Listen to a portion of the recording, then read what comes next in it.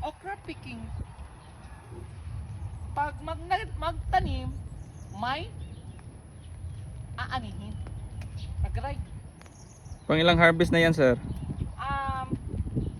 Pang 5 harvest.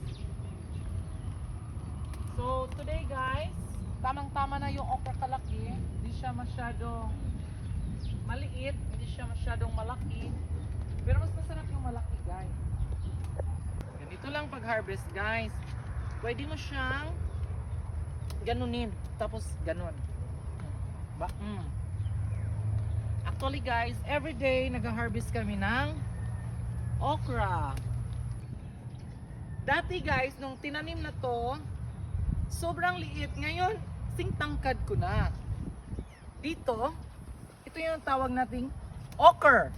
Or lady's finger. Lady's finger.